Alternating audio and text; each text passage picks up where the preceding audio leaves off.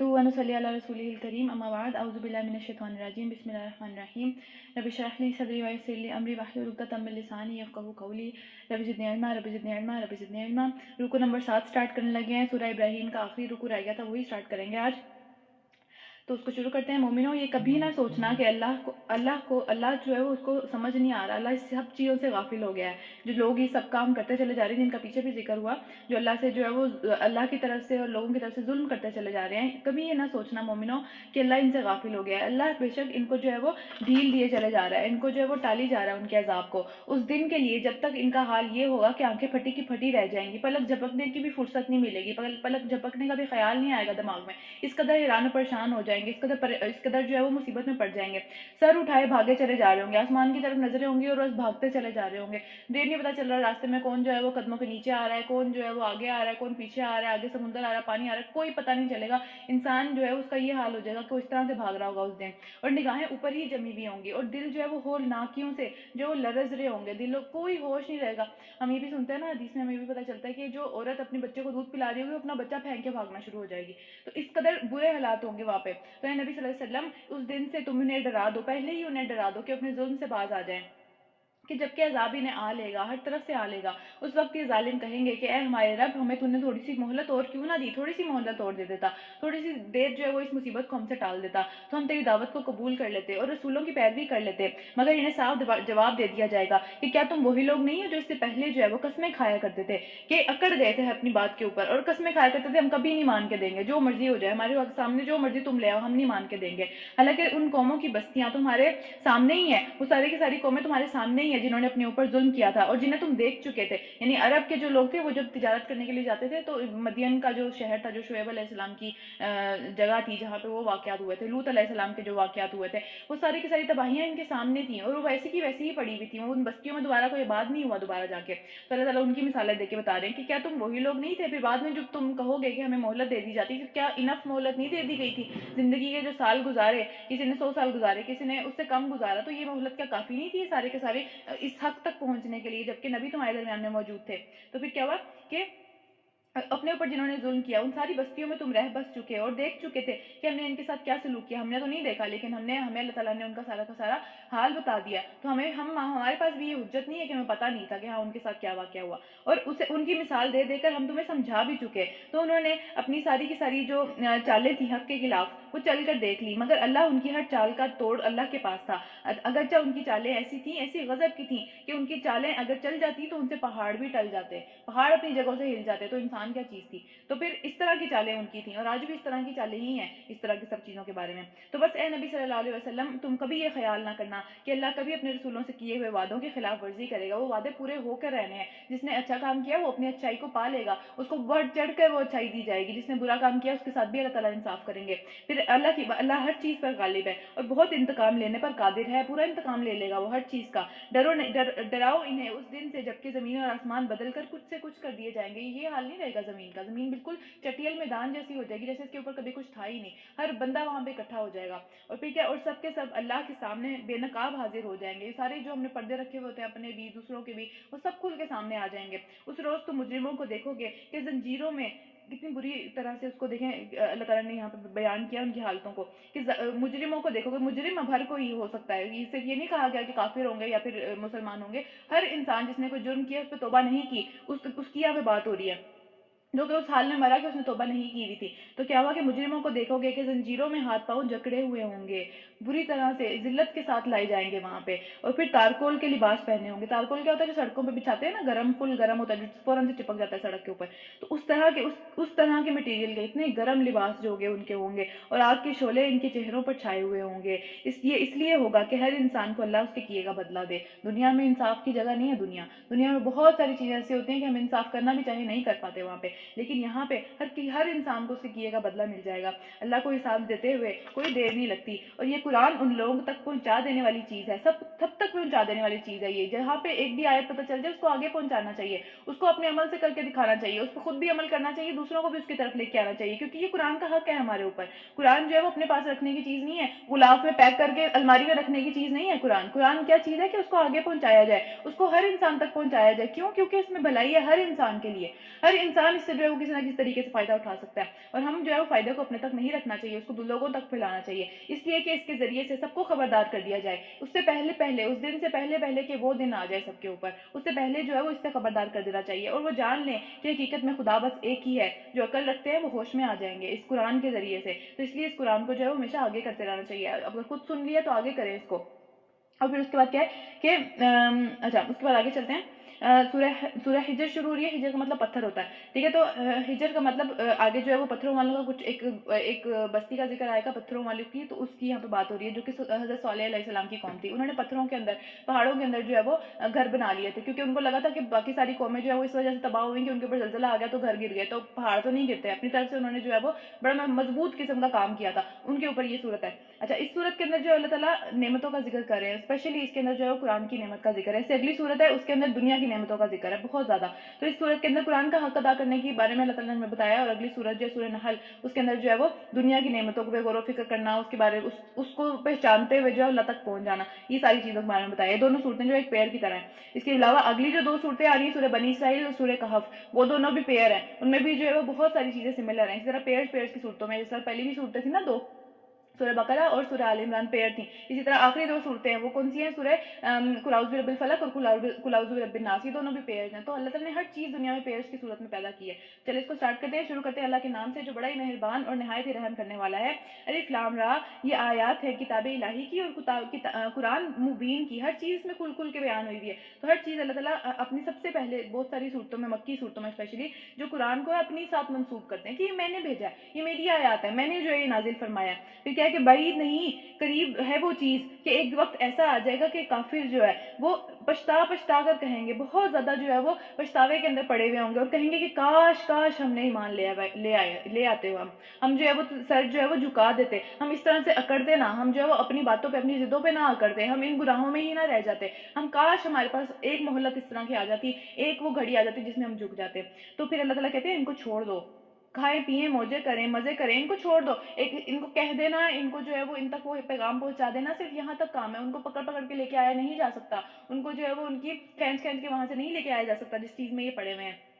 तो फिर अल्लाह ताला ने नबी सल्लल्लाहु अलैहि वसल्लम से कहा कि इन्हें छोड़ दो, खाएं पिए मजे करें और लंबी आरजुएं करें, लंबे लंबे प्लान्स बनाए अपनी जिंदगी में, जो है वो बहुत आगे तक के 4 साल, ये मेरा 4 साल प्लान है कि मैंने 4 साल में ये काम करने हैं, ठीक है। उसमें सिर्फ जिंदगी ही हो, उसमें सिर्फ जो है वो दुनिया ही हो, उस 4 साल प्लान में कोई आखिरत की कोई चीज ही ना हो, ठीक है। या फिर आप जो है वो 30-30 साल प्लान बनाए, 30-30 साल हम देखते हैं ना मॉर्गेज होता है घरों का, 30-30 साल का होता है, तो क्या कि 30 साल जिंदगी का तो प्लान बना लिया, पता भी नहीं है जिंदा रहना है इतना अर्सा या नहीं, लेकिन आखिरत के बारे में बिल्कुल बेखबर है, आखिरत के बारे में बस एक कान बंद किए हुए, आंखें बंद की हुई हैं उसके बारे में, कि वो 30 साल बाद जो है वो अगर अल्लाह ने पकड़ लिया, मोहलत ही ना दी, फिर क्या करेंगे, ठीक है। 30 साल में ये सब कुछ हम हमेशा ये सोचते हैं ना कि अच्छा ये कर लें उसके बाद जो है वो कुरान पढ़ लेंगे, ये हो जाए फिर उसके बाद जो है वो दीन की तरफ वापस आ जाएंगे, इतने बूढ़े हो जाए फिर कर लेंगे, ये नहीं पता कि वो मोहलत खत्म हो गई तो क्या होगा, खुदा ना खास्ता उन्हीं लोगों में ना आ जाए जो कि इस तरह पछता रहे हो कि जब मोहलत थी तभी तभी वो काम कर लेना चाहिए था। तो इसलिए देर करना या फिर उसमें जो है वो आगे आगे उसको जो है वो समझने के पोस्टपोन करते चले जाना, इन सारी चीज़ों का आज से फ़ायदा उठाना चाहिए। आज जो चीज़ मिल गई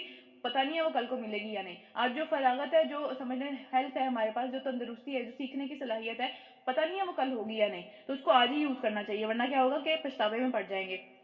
और ये एक तरह से अल्लाह ताला धमकी भी दे रहे हैं कि बईद नहीं आ जाएगा वो वक्त, तो ये धमकी भी है कि जिस दिन वो पछता रहे होंगे, और दूसरी क्या कि अनकरीब इन्हें मालूम हो जाएगा, ये भी एक जो है वो धमकी है, क्या मालूम हो जाएगा कि खाएंगे पिएंगे मजे करेंगे और लंबी आरजुएं करेंगे, इनको जो है वो रहने दो इनकी झूठी उम्मीदों में, और अनकरीब इन्हें मालूम हो जाएगा कि क्या चीज सच थी। और ये किस वक्त की बात हो रही है, 2 धमकियां, उलमा हमें बताते हैं कि ये 2 धमकियां हैं, तो ये 2 धमकियों के दरमियान में इंसान जो है इन 2 धमकियों से आंखें बंद करके कैसे खुश और मजे से रह सकता है, फुल बाय फुल जो है अपनी जिंदगी में लगा हुआ है, इतनी बड़ी बड़ी 2 धमकियां उनके रब की तरफ से आ गई, उसके रब ने बता दिया, हम सबके रब ने हमें बता दिया कि ये चीजें आने वाली हैं, नहीं इसकी तरफ हम मुंह करेंगे, नहीं इसका ख्याल रखेंगे तो इसी में जाके पड़ जाएंगे, इसी की यही चीज जिससे बच के भाग रहे हैं यही मुंह पे आके पड़ेगी, तो क्या करेंगे फिर, तो वहां पे फिर जो है वो इसी तरह से जो है वो खुदा न खास्ता अल्लाह ना करे पछतावे में ही रहेंगे। अच्छा, हदीस है नबी सल्लल्लाहु अलैहि वसल्लम ने फरमाया कि एक इवन बूढ़ा इंसान भी जो होता है उसकी चीजें, उसका दिल जो होता है 2 चीजों के बारे में हमेशा जवान रहता है, हमेशा पूरी उम्मीद रहता है। कौन कौन सी चीजें, एक तो लंबी जिंदगी, उसको लगता है मौत नहीं आएगी, अभी दूर है, अभी तो मैं जवान ही हूँ, हम बहुत ये लफ्ज सुनते हैं ना, अभी तो मैं जवान हूँ, गाना भी है, तो क्या कि हम तो जवान ही रहना पसंद करते हैं, हम तो अपनी जिंदगी के बारे में बड़ी पूरी उम्मीद होते हैं। और फिर उसके अलावा जिंदगी की लंबी लंबी उम्मीदें कि माल के एतबार से कि नहीं ये वहां पे मुझे ये फायदा हो जाएगा, यहाँ पे मुझे वो फायदा हो जाएगा, 4 साल बाद मेरा ये वाला रिटर्न आ जाएगा, ये वो, इस तरह के सारे मामला में बड़ा ही इसका दिल जवान रहता है आदमी का आमतौर पर। اسی طرح حسن بصری کہتے ہیں کہ جب بندہ اپنی آرزوؤں کو لمبا کر دیتا ہے، بہت لمبے لمبے دنیا کے بارے میں پلانز بنا لیتا ہے، اور پھر اس کا ہوتا کیا ہے اس کی وجہ سے کہ اس کے اعمال خراب ہونے لگتے ہیں. وہ کہتا ہے کہ ہاں یار مطلب اتنا ٹائم تو ہے، کیونکہ اس کو لگتا ہے کہ یہ پلان تو میرا پورا ہوگا ہی دنیا کے بارے میں، تو وہ اپنی موت سے بے خبر ہونے لگ جاتا ہے. جب انسان موت سے بے خبر ہوتا ہے تو پھر کیا ہوتا ہے کہ وہ دنیا میں ہی مست ہو جاتا ہے. پھر وہ کہتا ہے ابھی تو بہت ٹائم پڑا ہے، آخرت میں توبہ کر لیں گے، کوئی بات نہیں، ابھی کر لیتے ہیں یہ گناہ، ابھی تو جوانی چل رہی ہے، کوئی بات نہیں، سبھی کر رہے ہیں میرے جیسے لوگ، تو میں بھی کر لوں یہ کام. تو پھر وہ اس سے مایوس ہونے لگ جاتا ہے، اور پھر کیا ہوتا ہے کہ وہ گمراہی میں پڑ جاتا ہے، بہت لمبی گمراہی میں پڑ جاتا ہے. اسی طرح یہ رمضان ہے، میں نہیں پتا اگلا رمضان آنا ہے، تو ہم سوچتے ہیں اچھا بڑھاپے کے رمضان میں سوچیں گے تراویح پڑھنے کے بارے میں، بڑھاپے کے رمضان میں سوچیں گے قیام اللیل کے بارے میں، ابھی تو بس ٹھیک ہے سارے لوگ اتنا ہی کر رہے ہیں، ہم بھی اتنا ہی کر لیتے ہیں، کوئی بات نہیں. تو ہمیں نہیں پتا، ہر بندے کا حساب ڈفرینٹ ہے یہاں پہ. تو اس وجہ سے جو ہے وہ جو چیز ہے ابھی اس کا فائدہ اٹھا لینا چاہیے. پھر کیا ہے آگے چلتے ہیں کہ ان قریب انہیں معلوم ہو جائے گا، اور وہ وقت کون سا ہے جب انہیں معلوم ہوگا؟ وہ موت کا وقت ہے. موت سے ہی پتہ چل جائے گا کس کو کس طرح کے فرشتے لینے کے لیے آئیں گے، کس طرح سے اس کی جان کو نکالیں گے. اسی وقت سارے کے سارے مسئلے وہیں پہ پتہ چل جائے گا کہ کیا انجام تھا. وہ پھر آگے کی سٹیجز ہی ہیں جو کہ آہستہ آہستہ مزید مشکل ہوتی چلی جائیں گی. اور پھر کیا ہے کہ ہم نے اس سے پہلے جس بھی بستی کو ہلاک کیا اس کے لیے خاص مہلت عمل میں لکھی جا چکی تھی. وہ عمل تھی، وہ مہلت تھی، اس میں وہ عمل کریں، اس میں وہ واپس آ جائیں، اس میں وہ دور چلے جائیں، ان کی مرضی. پھر کوئی قوم نہ اپنے وقت سے پہلے ہلاک ہو سکتی ہے نہ اس کے بعد چھوٹ سکتی ہے. یہ وعدہ ہے اللہ تعالیٰ کا. تو ہر ایک کا ایک وقت مقرر ہے، ہمارا موت کا وقت مقرر ہے، ہمارے اوپر مصیبت آنے کا وقت مقرر ہے، وہ آ کے رہے گی. پھر یہ لوگ کہتے ہیں، کافر لوگ کہتے ہیں کہ کیا یہ وہ شخص ہے جس پر قرآن نازل ہوا ہے؟ یہ تو یقیناً دیوانہ ہے. نبی صلی اللہ علیہ وسلم کے بارے میں ایسی بات کرتے ہیں. تو اگر تو سچا ہے تو ہمارے سامنے فرشتوں کو کیوں نہیں لے کے آ جاتا؟ فرشتوں کو لا، پھر ہم مانیں گے. پھر ہم فرشتوں کو اللہ تعالیٰ آگے سے جواب دے رہے ہیں، نبی صلی اللہ علیہ وسلم کی جگہ اللہ تعالیٰ جواب دے رہے ہیں کہ ہم فرشتوں کو یوں ہی نہیں اتار دیا کرتے. فرشتے جب آتے ہیں تو وہ فیصلے کے ساتھ آتے ہیں، وہ موت کا وقت لے کے آتے ہیں، وہ عذاب لے کے آتے ہیں. ہم پیچھے پڑ چکے ہیں نا، جب بھی فرشتے آئے تو وہ ایک فیصلہ مقرر ہو گیا ہوا تھا اس وقت، وہ اس وقت کا انتظار کر رہے تھے اور اس کے بعد وہ سامنے آ گئے. تو پھر فرشتے ایویں نہیں اتار دیے جاتے. اور پھر جو لوگوں کو مہلت نہیں دی جاتی جب وہ فرشتے آ جاتے ہیں. رہا یہ قرآن، یہ والی آیت ہے، فیمس ترین آیت ہے جو کہ ہم بہت سارے مضمونوں میں بھی بچپن میں لکھتے رہے ہیں. کون سی؟ کہ رہا یہ قرآن تو اس کو ہم نے نازل کیا ہے اور ہم خود ہی اس کے نگہبان ہیں. اللہ تعالیٰ نے اس کی حفاظت کا ذمہ خود لیا ہوا ہے. کیوں خود لیا ہوا ہے؟ پچھلی ساری کی ساری کتابیں تھی، ان کی حفاظت کا ذمہ ان کے لوگوں کے پاس تھا. وہ لوگ اس میں حفاظت کرتے تھے اس کی، اور اس میں وہ اپنے آپ کو اس کو چیزوں کو چینج بھی کر دیتے تھے. ان کی مرضی ہوتی تھی کہ کون سی چیز اچھی لگتی تھی اس میں سے اس کو ایڈ کر دیتے تھے، اس کو بہت ہی بڑھا دیتے تھے جو چیز اچھی لگتی تھی. جیسے کہ حضرت عیسیٰ علیہ السلام سے محبت تھی، اس کو اتنا بڑھا دیا کہ نعوذ باللہ ان کو اللہ کا بیٹا ہی بنا دیا اپنی کتابوں میں. ٹھیک ہے. اور اس کے علاوہ جو چیز بری لگتی تھی اس کو بالکل ہی نکال دیا کہ بھئی جو بھی معاملات ہے، لا کا معاملہ ہے، جس طرح کرسچینٹی میں ہے لا کا کوئی معاملہ نہیں ہے، انہوں نے بالکل ہی ختم کر دیا لا کو. تو اپنی مرضی سے چیزوں کو کیا. لیکن کیا کہ اللہ تعالیٰ نے اس کتاب کی حفاظت کا ذمہ خود لیا ہے. کس طرح سے لیا ہے؟ وہ اہل علم کے ذریعے سے لیا ہے. حفاظت تو لوگ ہی کرتے ہیں، لیکن اللہ تعالیٰ نے ذمہ لیا ہے کہ یہ چیز، یہ سلسلہ کبھی ختم نہ ہو. لوگوں کے دلوں میں قرآن محفوظ ہے پورا کا پورا، اس کے اپنی عربی زبان کے اندر. ٹھیک ہے. اب جو کرسچینٹی ہے وہ اس کو مختلف ورژنس کے اندر اس کو پڑھتے ہیں، جس کا جیسے دل کرتا ہے اس کو چینج کر لیتے ہیں، زبان ڈفرینٹ ہے. اوریجنلٹی جو اس کی زبان کے اندر ہے وہ نہیں ہے. جو ہیبرو جس کے اندر وہ نازل ہوئی تھی وہ کسی کو بھی نہیں آتی کرسچنس کے اندر سے. وہ اس کو جو ہے وہ انگلش میں پڑھتے ہیں، اور ظاہر سی بات ہے ہم اس کو اردو میں پڑھ رہے ہیں، لیکن عربی کا جو ایک مزہ ہے، عربی کی جو وسعت ہے، جس لفظ کا مطلب ڈفرینٹ نکلتے ہیں، اس کی ایک انٹرپریٹیشن ہم پڑھ رہے ہیں کہ بھئی اردو میں اس کو ایسے کہتے ہیں، لیکن عربی میں اس کا کیا کس طریقے سے وہ ایکسپلین کی جاتی ہے وہ ہمیں نہیں پتا، کیونکہ ہم نے اس کو اچھے طریقے سے پڑھا نہیں ہے عربی کے اندر. لیکن اہل علم مسلمانوں کے اندر اس طرح کے بہت سارے ہیں جو کہ عربی سیکھتے ہیں، عربی کے اندر اس چیز کو پڑھتے ہیں. اور اس کے علاوہ اس کو حفظ کرنے کا جو نظام اللہ تعالیٰ نے بنایا ہوا ہے کہ لوگوں کے دلوں میں محفوظ ہے. پوری دنیا سے بھی کتاب اٹھ جائے یہ والی، تب بھی لوگ اتنے بے شمار موجود ہیں ہر سوسائٹی میں کہ ان کے دلوں کے اندر یہ قرآن اسی طریقے سے محفوظ ہے. تو اللہ تعالیٰ نے اس کو پورا ایک سسٹم بنایا ہوا ہے. اسی بارے میں ایک واقعہ آتا ہے کہ ایک یہودی تھا، وہ مسلمان ہو گیا. عالم تھا، وہ بہت بڑا عالم تھا. اس نے جو ہے وہ مسلمان ہو گیا، اور یہ سچا واقعہ ہسٹری سے ہمیں ملتا ہے. تو کیا وہ رائٹر بھی بہت اچھا تھا، بہت اچھی باتیں لکھا کرتا تھا. تو اس نے اس سے لوگوں نے پوچھا کہ تم کیوں مسلمان ہو رہے ہو، کیوں، کیا چیز تمہیں اسلام کی طرف لے آئی؟ تو اس نے کہا کہ میں نے جو ہے نا تو رات کے اندر بہت ساری چینجنگز کی، اور میں اس کو جو ہے وہ ریبائز کے پاس لے کے گیا، جو کہ عالم ہوتا ہے نا، یہودیوں کے عالموں کو ریبائز کہتے ہیں. تو ریبائز کے پاس میں ان کو لے کے گیا، اور انہوں نے اس کو ایکسیپٹ کر لیا. انہوں نے کہا بہت ہی خوبصورت لکھا تم نے، ہاں ٹھیک ہے، یہ بھی آج سے ہماری قرآن، ہمارے تورات کا حصہ ہے. اس کے بعد میں نے جو ہے وہ انجیل کے اندر چینجنگز کی، اور میں اس کو پریسٹ کے پاس، پادریوں کے پاس لے کے چلا گیا. اور انہوں نے کہا بہت زبردست. انہوں نے جو ہے اس کو تعریف کی، اور اس کو جو ہے اپنے پاس رکھ لیا، اپنے اگلے ایڈیشن میں اس کو بھی چیز کو ایڈ کر لیا اپنی طرف سے. اور پھر اس کے بعد جب میں نے قرآن کے ساتھ یہ چیز کی، اور میں نے قرآن میں بہت ہی چھوٹے چینج کیا تھا، یعنی میں نے اتنے بڑے بڑے چینجز نہیں کیے تھے کیونکہ پچھلی اس قرآن کو کبھی کسی نے چینج نہیں کیا، تو میں نے اس کو چینج کرنے کی ذرا سی کوشش کی. اور میں اس کو جب مسلمان عالموں کے پاس لے کے گیا تو انہوں نے اس کو ایکسیپٹ کرنے سے انکار کر دیا. انہوں نے کہا کہ یہ چیز ہم ایکسیپٹ نہیں کر سکتے، یہ قرآن ایسے ہے اور اس کے اندر تم نے یہ چیز چینج کی ہے اتنی چھوٹی سی. تو میں حیران ہو گیا کہ کیسے اس چیز کی جو حفاظت ہے وہ کس طریقے سے ہو رہی ہے. تو میں نے اس کو پڑھنا شروع کیا، اور اس کے بعد میں ایمان لے آیا. تو دیکھیں یہ اللہ تعالیٰ نے ایک سسٹم بنایا ہے، اور یہ آگے بھی ایسے ہی چلتا چلا جائے گا. تو اس کی جو ہے وہ हिफाजत का जिम्मा हम इसको सीख के, हम इसको पढ़ के, पढ़ा के, हर लिहाज से हम इसमें जो है वो शामिल हो सकते हैं। ये होना है, हम नहीं करेंगे कोई और कर लेगा, इसलिए इसमें शामिल होने की ज़रूरत है हम सबको।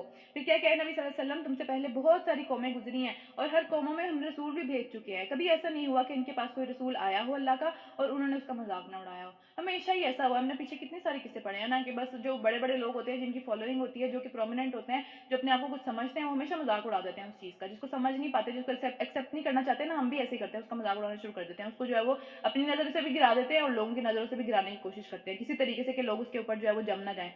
तो उन्होंने भी यही किया। तो मुजरिमीन के दिलों में तो हम इस जिक्र को दाखिल ही नहीं होने देते, उसको इस तरह से दाखिल करते हैं कि वो दाखिल हो ही नहीं पाता उसके ऊपर। वो इस तरह से सुनते हैं इसको कि वो कभी उसके अंदर जाके बस ही नहीं पाता, और वो इस पर ईमान नहीं लाया करते।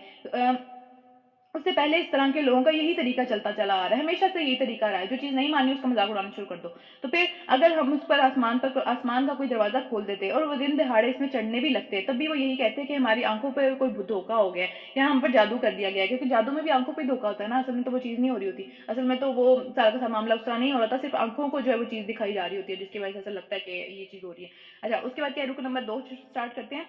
ये हमारी जो है ये सारी की सारी चीज़ें हमने ही बनाई है। कि आसमान को हमने इतना मजबूत किले की तरह बना दिया, खड़ा हुआ है अपनी जगह पे, उसमें कोई लेंटर नहीं है, कोई उसमें सहारा नहीं है। और फिर उन लोगों को उनको देखने वालों के लिए जो है सितारों से आरास्ता किए। सितारे खूबसूरती की अलामत है आसमान के अंदर, ठीक है। और उसके बाद क्या है, हर शैतान में मरदूद से उनको महफूज कर दिया। कोई शैतान उनमें राह नहीं पा सकता, वो आसमानों में नहीं चढ़ सकते शैतान। ज़ाहिर है उनको, शैतान जिन्नात में से जो शैतान है उनकी बात हो रही है, उनको अल्लाह ताला ने ताकत दी हुई है बहुत ज़्यादा, वो उड़ सकते हैं, वो बहुत सारे ऐसे काम कर सकते हैं जो कि हम नहीं कर सकते। लेकिन स्टिल वो जो है वो आसमान में ताक लगाते हैं, कि गुन सुन लेने की कोशिश करते हैं। कौन से शैतान होते हैं ये वाले, जो कि इस तरह के काम कर रहे होते हैं? ये वो होते हैं जो काहिन नहीं होते, जो कि फ्यूचर को प्रिडिक्ट करने की कोशिश करते हैं किसी तरीके से। उनके पास आमतौर पर जो है वो ये शैतान होते हैं। और वो शैतान क्या करते हैं, उन काहिनों के लिए, उन फ्यूचर फॉर्च्यून टेलर्स के लिए आसमान में जाकर आसमान में नकब लगाते हैं और फरिश्तों की बातें सुनने की कोशिश करते हैं कि क्या फरिश्तों को हुक्म दिया जा रहा है, क्या बात हो रही है वहाँ पे। फिर उसको जो है वापस लेके आते हैं अपने मालिक के पास, और उनका मालिक बहुत सारे झूठ बना के, ये हदीस से साबित होती है सारी बात जो मैं आपको बता रही हूँ।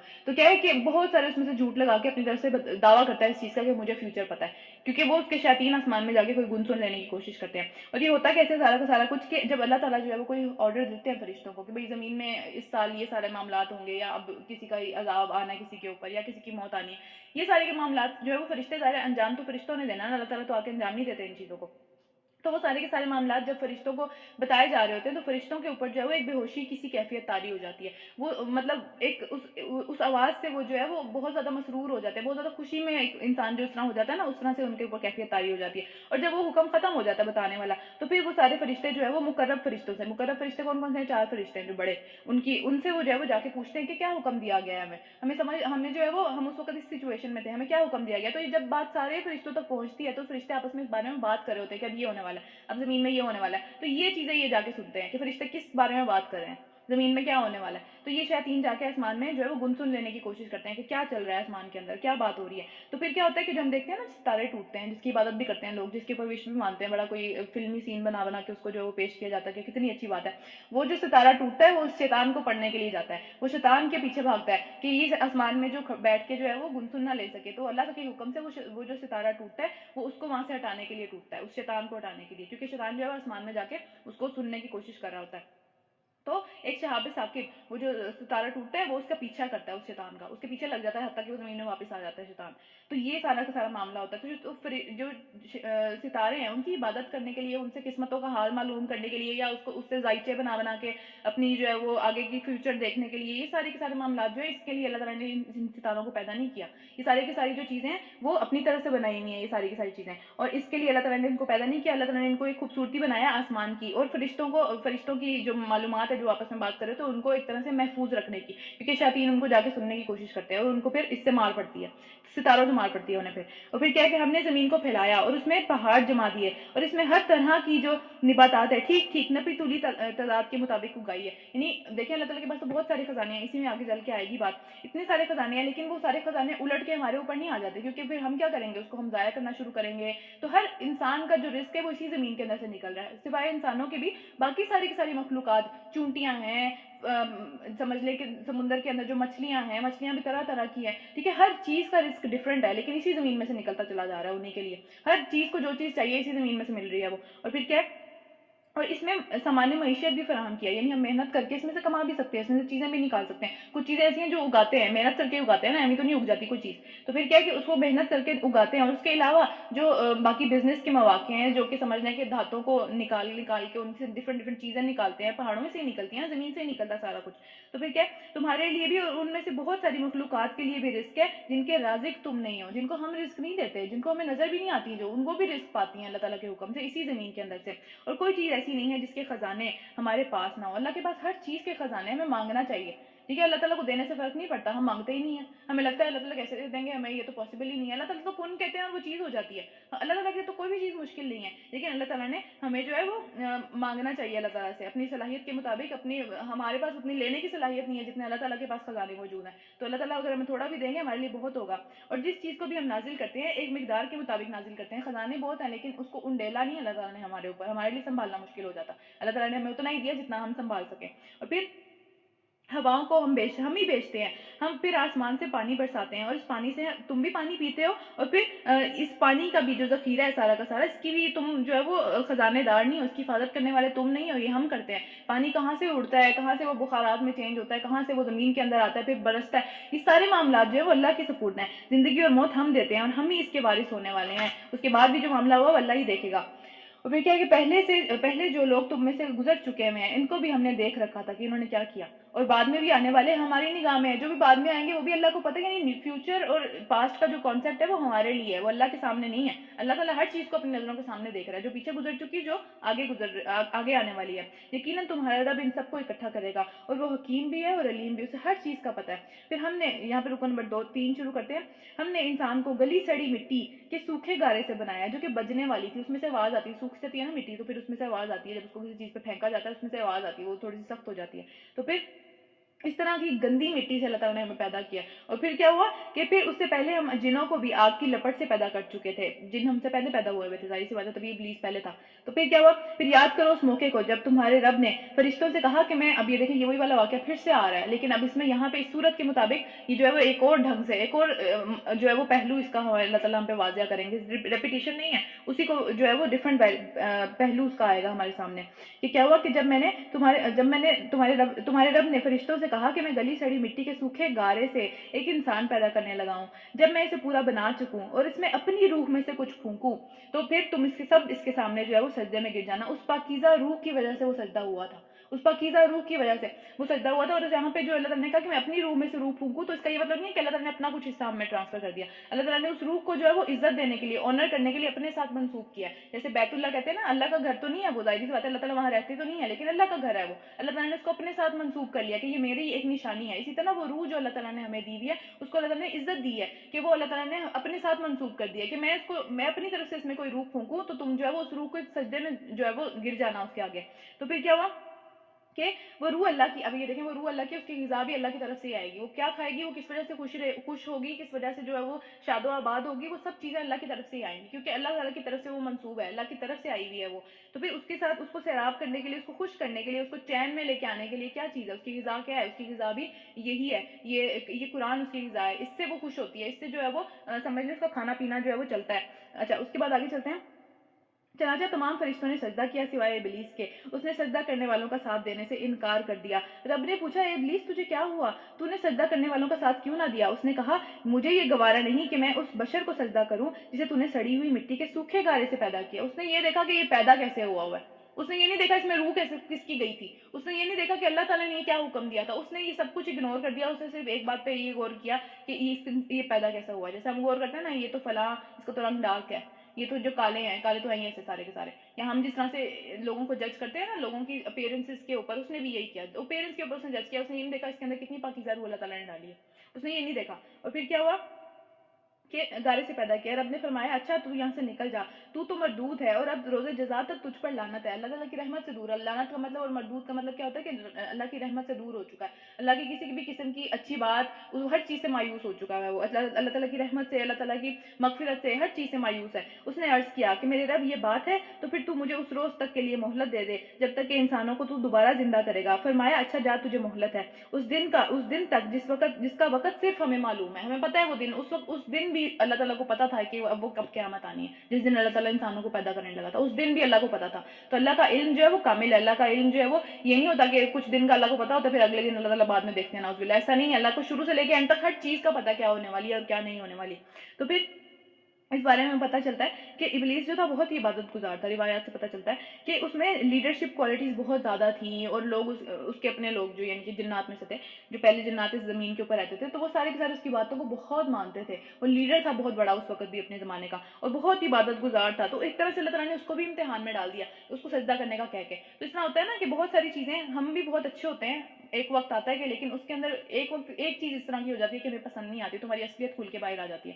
ہمارا جو اندر کی ایگو ہوتی ہے وہ باہر آ جاتی ہے. تو اس کے ساتھ بھی یہی معاملہ ہوا کہ ایک چیز اس کو پسند نہیں آئی باقی سارا کچھ اس کی مرضی کے مطابق تھا. ایک چیز کے اوپر اللہ تعالیٰ نے اس کو جو ہے وہ امتحان میں ڈالا اور وہاں سے اس کی اصلیت کھل کے سامنے آ گئی. تو ہمارے ساتھ بھی اس طرح بہت ساری چیزیں ہوتی ہیں کہ اللہ تعالیٰ ہمیں جو ہے وہ بہت سارے امتحانات میں ڈالتے ہیں. اگر ہم اس میں کامیاب ہو جاتے ہیں تو ہمارے اندر سے یہ جو ایگو والا میٹر ہے یا ایک جو تکبر والا میٹر ہے وہ نکل جاتا ہے. ہم تھوڑا سا عاجز ہو جاتے ہیں تھوڑا سا ہم جو ہے وہ ہمبل ہو جاتے ہیں اللہ تعالیٰ کی جو ہے وہ آزمائشوں میں پڑھ کے ہم نرم ہو جاتے ہیں ہم جھکنے والے ہو جاتے ہیں. لیکن جس کے اندر جھکنا نہیں ہوتا جو اوپر اوپر سے ہی سب چیزیں کرتا چلا جا رہا تھا اور ایک وقت ایسا آیا کہ اس کو آزمائش کے ذریعے اللہ تعالیٰ نے چھانٹ کے الگ کر دیا کہ پتہ چل گیا کہ یہ بندہ جو تھا یہ بس ٹھیک ہے یہاں تک ہی تھا اس کا. یہ ایک چیز یہ والی آئی اس کے اوپر اور اس میں جو ہے وہ اصلیت کھل کے سامنے آ گئی.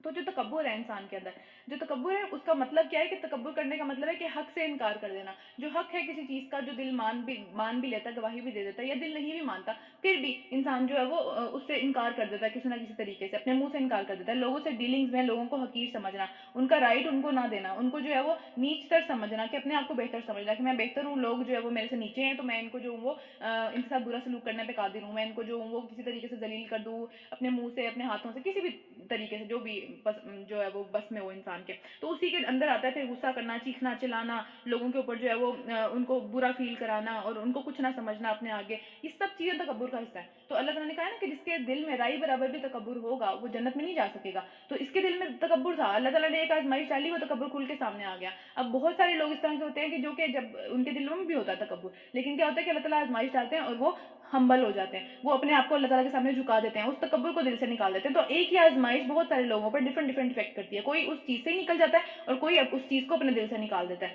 تو یہ سارے معاملات اسی طرح ہی چلتے ہیں. اچھا اس کے بعد کیا وہ بولا میرے رب جیسا کہ تو نے مجھے بہکایا. اب دیکھیں اپنی غلطی کا الزام اپنے سر پہ نہیں لینا دوسروں پہ الزام ڈالنا اس کی وجہ سے یہ ہوا اس کی وجہ سے یہ ہوا. اگر کوئی ایسا نہ کہتا تو میں بھی ایسا نہ کہتا. ٹھیک ہے اس نے جو ہے مجھے بھڑکا دیا ورنہ کیا ہوا کہ اس وجہ سے میرا جو ہے وہ میرے منہ سے یہ نکل گئی بات اس وجہ سے میں نے اس کو ایسے کہہ دیا ورنہ میں کبھی بھی نہ ایسے کہتا. تو یہ جو ایٹیٹیوڈ ہے یہ شیطان کا ایٹیٹیوڈ ہے. جب آدم سے غلطی ہوئی تھی انہوں نے فوراً سے پہلے اپنی غلطی مان لی. انہوں نے نہیں کہا مجھے شیطان نے بھڑکا دیا تھا ورنہ میں تو ایسا کبھی نہ کرتا. اپنی غلطی ہو گئی اس کو مان لیں. اسی میں سب سے زیادہ بھلائی ہے انسان کی کہ انسان اپنی غلطی مان لے اور اس کو کہہ دے کہ ہاں میرے سے غلطی ہو گئی اللہ سے معافی مانگ لے اللہ بہت معاف کرنے والا ہے. لیکن جب ہم اپنی غلطیوں پہ اڑ جاتے ہیں دوسروں کو اپنا کمتر سمجھتے ہیں اپنے آپ کو سمجھتے ہیں کہ ہم نے تو یہ غلطی کبھی نہیں کرنی تھی اگر فلاں بندہ میں نہ کہہ دیتا تو یا فلاں بندے نے یہ مجھے اونچی آواز میں کہا تو میں نے بھی اس کو یہ کہہ دیا آگے سے. تو یہ ساری کی ساری باتیں یہ ہمارا ایٹیٹیوڈ نہیں ہونا چاہیے یہ شیطان کا ایٹیٹیوڈ ہے. تو یہ ہمارے اندر بھی ہے تو ہمیں اس کو جو ہے وہ صحیح کرنے کی کوشش کرنی چاہیے. تو میرے رب جیسا کہ تو نے مجھے بہکایا اس نے اللہ پہ الزام لگا دیا. تو پھر اس طرح میں بھی جو ہے وہ اب زمین میں جو ہے وہ گناہ کے کاموں کو خوشنما بنا کے ان سب کو بہکاؤں گا سوائے تیرے ان بندوں کے جنہیں تو نے اپنے لیے مخلص کر لیا جو تیرے ساتھ مخلص ہیں. ہم نے پیچھے بھی پڑھا تھا یوسف علیہ السلام کو کس وجہ سے بچایا تھا اللہ تعالیٰ نے اس گناہ سے جس کی طرف وہ عورت اس کو مائل کر رہی تھی. کس وجہ سے بچے تھے وہ اخلاص کی وجہ سے کیونکہ وہ کرنا نہیں چاہتے تھے ان کی نیت صاف تھی. پوری جب نیت صاف ہو وہ اخلاص ہے اللہ کے ساتھ بالکل مخلص کہ اللہ تعالیٰ میں تیرے ساتھ ہوں یہی میرے میں کمزوریاں ہیں تو مجھے ان سے بچا لے. یہ ساری کی ساری میرے اندر کمزوریاں میں مانتا ہوں میرے میں غلطیاں ہیں یہ ساری کی ساری غلطیاں ہیں لیکن میرے میں اتنی طاقت نہیں ہے کہ میں ان سے بچ سکوں تو مجھے بچا لے. تو پھر وہ اخلاص ان کو ان چیزوں سے بچا لیتا ہے. یہاں پہ شیطان بھی جو ہے وہ اس بات کا ذکر کر رہا ہے کہ سوائے تیرے ان بندوں کو جنہیں تو نے مخلص کر لیا جن کے اندر اخلاص ہے ان کا میرے پہ میں ان کو جو ہے وہ تنگ نہیں کر سکتا ان کو تو میرے سے بچا لے گا لیکن باقی سب کو جو ہے وہ میں الٹے راستوں پہ چلاؤں گا. تو اللہ نے فرمایا کہ یہ سیدھا راستہ ہے جو مجھ تک پہنچتا ہے جس کے لیے ہم دعا مانگتے ہیں نا اللہم اہدنا الصراط المستقیم. ہر نماز میں ہم دعا مانگتے ہیں کہ اللہ تعالیٰ ہمیں سیدھے راستے پہ چلائے یہ وہ راستہ ہے. تو بے شک جو میرے حقیقی بندے ہیں ان پر تیرا بس نہیں چلے گا. تیرا بس تو صرف ان بہکے ہوئے لوگوں پر ہی چلے گا جو تیری پیروی کریں گے. جو ایک دفعہ پیروی کرے گا وہ پھر اندھا دھند پیچھے لگے گا اور ان سب کے لیے جہنم کی وعید ہے. جو تیرے لیے معاملہ ہے وہی ان کے لیے معاملہ ہے سارے ساتھی ایک دوسرے کے. یہ جہنم جس کی وعید ابلیس کے لیے کی گئی تھی اس کے 7 دروازے ہیں. ہر دروازے کے لیے اس میں پہلے سے ہی پتہ چل گیا اس کو پہلے ہی پتہ ہے کہ کس دروازے سے کس بندے نے انٹر ہونا ہے. یہ دیکھیں ذرا کتنی خوفناک قسم کی بات ہے کہ ہر دروازے کے لیے جو ہے وہ لکھا گیا کہ اس دروازے 7 دروازے ہیں، ہر دروازے کے لیے لکھا گیا کہ ادھر سے جو ہے وہ منافقین انٹر ہوں گے، ادھر سے جو ہے وہ مسلمان انٹر ہوں گے، منافقین ظاہر مسلمانوں میں سے ہی ہیں، تو ادھر سے جو ہے وہ گناہ گار مسلمان انٹر ہوں گے، ادھر سے جو ہے وہ منافقین انٹر ہوں گے، ادھر سے جو ہے وہ مشرکین انٹر ہوں گے، ادھر سے یہود انٹر ہوں گے، ادھر سے آگ والے انٹر ہوں گے. ہر چیز اللہ تعالیٰ نے لکھ دی، کیونکہ وہ ڈفرنٹ درجوں میں کھلتے ہیں وہ دروازے. ہمیں پتا ہے نا کہ درجے ہیں، جہنم کے بھی درجے ہیں. سب سے نچلے درجے میں کون ہوگا؟ منافقین ہوں گے. اور جو سب سے اوپر والے درجے میں کون ہوگا؟ جو کہ اس طرح کے اللہ نہ کرے کوئی بھی ہم میں سے اس میں ہو، لیکن بہرحال اس میں جو ہے وہ مسلمان ہوں گے، جو کہ سارے کے سارے اپنی زندگی میں اسلام کو فالو تو کرتے تھے، لیکن ان میں ان کے جو گناہ تھے وہ زیادہ تھے. ان کی پلڑے کے اندر گناہ والا پلڑا خدا نہ خواستہ کسی کا بھاری ہو گیا تو وہ پہلے درجے میں جائیں گے. تو جس طرح لفٹ نہیں ہوتی ڈفرنٹ لیولز پہ لے کے جاتی ہے، تو اسی طرح یہ دروازے ہیں جو کہ ڈفرنٹ لیولز پہ لے کے جائیں گے جہنم کے. اور وہ جہنم میں پھر ظاہر ہر لیول کے اوپر ڈفرنٹ قسم کا جو ہے وہ عذاب بھی ہوگا. پھر بخلاف اس کے علاوہ جو متقی لوگ ہوں گے، اللہ سے ڈرنے والے ہوں گے، وہ چشموں میں ہوں گے، باغوں میں ہوں گے، موجے کر رہے ہوں گے، اور ان سے کہا جائے گا داخل ہو جاؤ ان میں سلامتی اور بے خوفی کے ساتھ. کوئی خطرہ نہیں ہے، اب کوئی مصیبت نہیں ہے. ان کے دلوں میں جو تھوڑی بہت کھوٹ کپٹ ہوگی، جو تھوڑی بہت کدورت ہوگی، جو تھوڑی بہت سمجھ لیں بغض ہوگا، تھوڑی بہت انہوں نے آپس میں معاملات خراب کیے ہوں گے ایک دوسرے کے ساتھ. کیونکہ جنتی ہو سکتا ہے اس طرح کے بھی ہوں، اور یہاں پہ پتہ چلتا ہے کہ ہیں اس طرح کے بھی کہ دو جنتی ہیں، دونوں نے آپس میں ایک دوسرے کا کچھ معاملہ خراب کیا تھا، دونوں نے ایک دوسرے کے اوپر ظلم کیا تھا، لیکن بہرحال اینڈ اس طرح کا ہوا کہ معاملہ اس طرح کا ہوا کہ وہ دونوں جنت میں جا رہے ہیں. تو ان کا معاملہ صاف کیا جائے گا، ان کے بھی آپس میں جو ہے وہ درجات کا فرق آئے گا. جس نے ظلم کیا تھا اور اس کا وہاں پہ جا کے معاملہ خراب ہوئے گا کہ اینڈ پہ جا کے آخری سٹیج کے اندر پتہ چل گیا کہ جنت میں جا رہے ہیں. اب جہنم کے اوپر سے گزر گئے، پل صراط کے اوپر سے گزر گئے، جہنم پیچھے رہ گئی، اب آگے جنت ہے. لیکن اس کے درمیان میں کنترا، ہم نے پڑھا تھا نا، پہلے بھی پڑھا تھا سورہ اعراف کے اندر پڑھا تھا کہ کنترا جو ہے وہ وہیں پہ ہے، اعراف بھی ہے، اعراف کی پہاڑیاں بھی وہیں پہ ہیں، اور کنترا جو پل ہے وہ بھی وہیں پہ ہے. اس پل کے اوپر یہ ان کے ساتھ معاملہ خراب کیا جائے گا کہ اب ٹھیک ہے تم دونوں پتہ ہے جنت میں جا رہے ہو، لیکن درجات کا فرق آئے گا کیونکہ تم نے اس کے ساتھ برا کیا تھا. تو دنیا میں ہی معاملات ٹھیک کر لینے چاہیے، وہاں پہ جا کے اینڈ ٹائم کے اوپر وہ بندہ آپ سے لے کے آپ سے اوپر چلا جائے اور آپ نیچے رہ جائیں، خدا نہ خواستہ اللہ نہ کرے ایسا ہو، تو دنیا میں ہی معافی مانگ لینی چاہیے. کوئی مسئلہ نہیں ہے، کچھ بھی نہیں ہوتا. اتنے بڑے نقصان سے ہم بچ جائیں گے کہ وہاں پہ ایک درجے کا فرق دوسرے درجے سے ایسے ہے جیسے ہم یہاں سے ستاروں کو دیکھتے ہیں. ستاروں کے اوپر وہ لوگ ہوں گے اور ہم نیچے رہ جائیں گے، اور وہ مزے نہیں اٹھا سکیں گے جو ان کے ہوں گے، صرف اس لیے کیونکہ ہم نے دنیا میں معافی نہیں مانگی. ہم دنیا میں بہت اپنے آپ کو پرفیکٹ ترین انسان سمجھتے تھے، اور ہم نے کہا ہم کیوں معافی مانگے، تو یہ مسئلہ ہو جائے گا وہاں چڑھ کے. پھر جنت میں جا رہے ہوں گے اور جنت والے بھی ایک دوسرے کو دیکھ کے کہہ رہے ہوں گے کاش ہم تھوڑی سی اور محنت کر لیتے اس لیول پہ پہنچ جاتے. اب ساری یہ محنت کرنے کے بعد جنت کی خوشخبری کے بعد بھی یہ فرق آ جائے اگر، تو کتنا بری بات ہے، اچھی بات تو نہیں ہے. تو دنیا میں جو ہے وہ معافیاں مانگ لینی چاہیے ایک دوسرے سے، کوئی مسئلہ نہیں ہے اس میں. پھر کیا کہ اسے ہم نکال دیں گے اور آپس میں بھائی بھائی بن کے سامنے تختوں پہ بیٹھا کریں گے، آپس میں جو ہے ایک دوسرے سے مزے کریں گے سارے کے سارے، اور پھر انہیں وہاں کسی مشقت سے پالا نہیں پڑے گا اور نہ ہی وہاں سے وہ نکالے جائیں گے، ہمیشہ وہیں رہیں گے. حدیث ہے کہ نبی صلی اللہ علیہ وسلم نے فرمایا کہ مومن آگ سے چھٹکارا پائیں گے تو پل صراط سے گزریں گے. پل صراط کے نیچے جہنم ہے نا، ظاہر سی بات ہے، پل صراط کے اوپر سے جو سب بندے نے گزرنا ہے، ہر انسان نے گزرنا ہے. جب اس کے اوپر سے انشاءاللہ اللہ کرے ہم سب گزر جائیں تو کیا ہو کہ سارے کے سارے جب اس کے اوپر سے گزر جائیں گے تو جہنم پیچھے رہ جائے گی، اب آگے آ جائیں گے، جہنم پیچھے نکل جائے گی. ان کے درمیان میں جو کنترا ہے جیسے میں نے بتایا آپ کو، وہاں پہ جو ہے وہ جو مظالم، جو ظلم دوسروں نے ایک دوسرے کے ساتھ کیا ہوگا ان کا قصاص ہوگا. قصاص کیا تھا؟ بدلہ، یعنی کہ آنکھ کے بدلے آنکھ، کان کے بدلے کان، جو ہم نے قرآن میں بھی پڑھا ہے.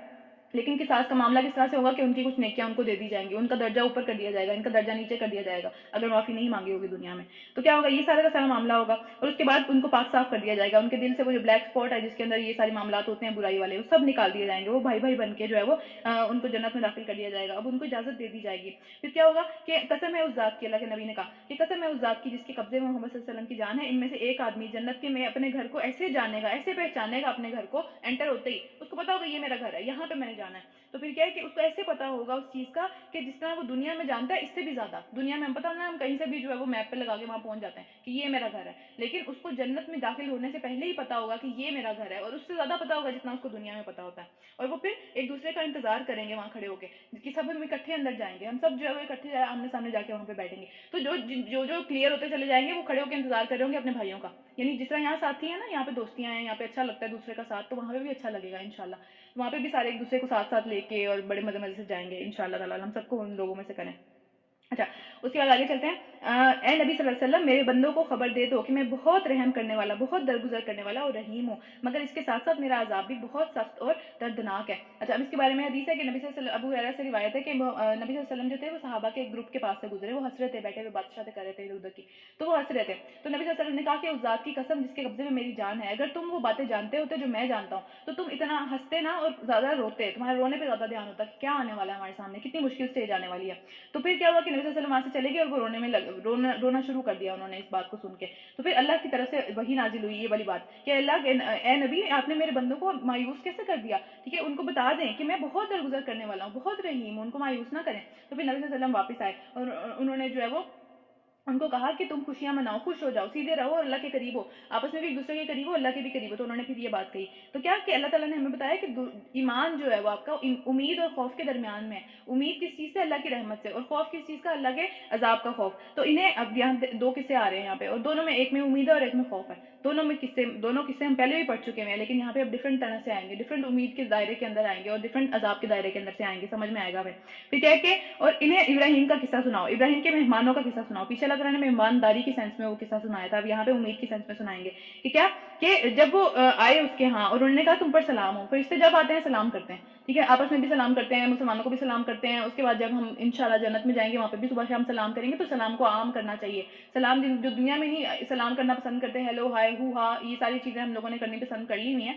تو یہ چیزیں اگر ہم دنیا میں اس کو پروموٹ کریں گے, اپنی اولاد کو بھی کہیں گے کہ ہاں نہیں سلام کرنا تو پرانی چیز ہے, تم یہ کرو, یہ زیادہ اچھا ہے, ٹھیک ہے, تو وہ پھر وہاں پہ جا کے کون ہمیں سلام کرے گا, اور کہاں سے ہمیں سلام آئے گا. تو پھر وہ کیا کہیں گے, انہوں نے کہا سلام ہو تم پر. تو اس نے کہا ہمیں تو تم سے ڈر لگتا ہے, تم کون انجان لوگ ہو. تو انہوں نے جواب دیا ڈرو نہیں, ہم تمہیں ایک بہت سیانے بچے کی خوشخبری دینے کے لیے آئے ہیں. ابراہیم نے کہا کیا تم مجھے اس بڑھاپے میں اولاد کی خوشخبری دیتے ہو, ذرا سوچو تو صحیح تم کس طرح کی خوشخبری مجھے دے رہے ہو. تو انہوں نے جواب دیا کہ تمہیں ہم جو خوشخبری دے رہے ہیں وہ بالکل سچ ہے, تم مایوس نہ ہو. جس طرح میں نے پہلے بتایا نا کہ اللہ کی رحمت سے مایوس نہیں ہونا چاہیے, تو یہاں پہ مایوسی سے بچنے کے لیے اللہ تعالیٰ نے ہمیں یہ قصہ سنایا کہ دیکھیں اتنی اللہ کے لیے کچھ بھی مشکل نہیں ہے. کوئی بھی بات جو ہماری سمجھ میں آتی ہو یا نہ آتی ہو, اگر اللہ نے اس کا وعدہ کیا ہے وہ چیز ہو کے رہے گی, امید رکھنی چاہیے اس چیز کی.